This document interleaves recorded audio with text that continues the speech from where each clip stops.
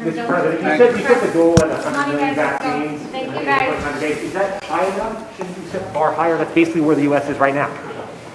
When I announced it, you all said it's not possible. Come on, give me a break, man. Come on, you guys. That's a good start. 100 million. Thank you. So what you just heard there was Joe Biden basically snapping at a reporter on his first full day on the job.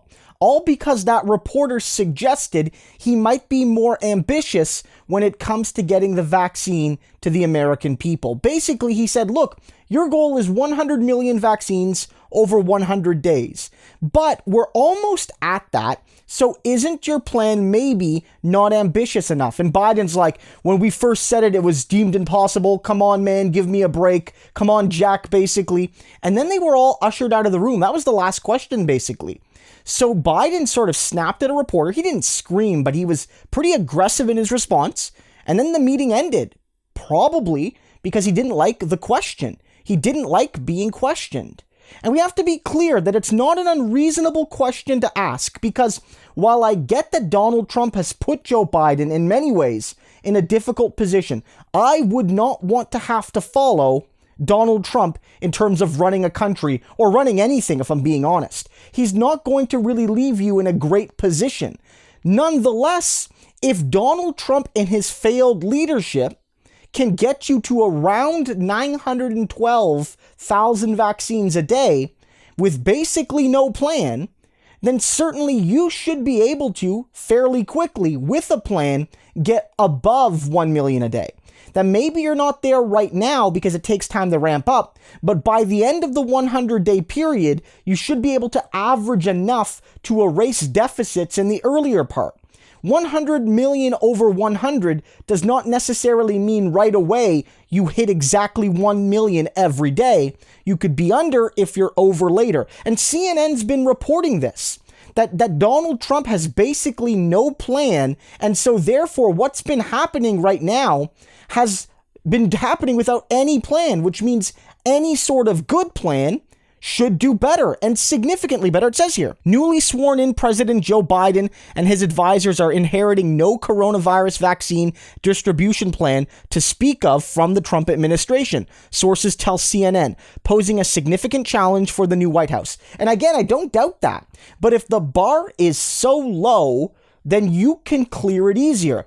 If Trump had a decent plan and he was doing his very best, and then the question was, we're only as good as the supply, then Biden could reasonably say, look, I would love to do more than 1 million a day, but the fact of the matter is the distribution is pretty good. We're going to make some slight tweaks, but until we get more from Pfizer and all these sorts of companies, we can't do more. But as we know, as Biden is admitting, if there's no plan, then his plan should be worth more than 80,000 vaccines a day.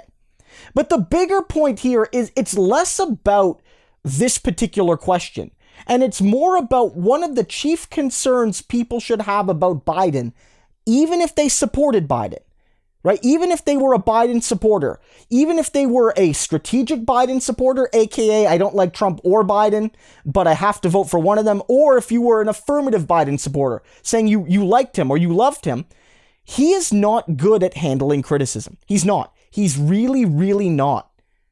Even in private, he's not. We did a video on this, and there's a link up here, where Biden, in a private meeting that wasn't supposed to be recorded and distributed with civil rights leaders, black civil rights leaders, was very angry whenever those leaders suggested Biden could and should do more for black people, for marginalized people, for poor people, use his executive powers as broadly as he can. And whenever he was questioned, he snapped at these people. How dare they question him? And that's not healthy. And that's not a healthy way to approach the media. And you might say, well, it's better than Trump. Well, yeah, most things are going to be better than Trump, but better than Trump is not good enough.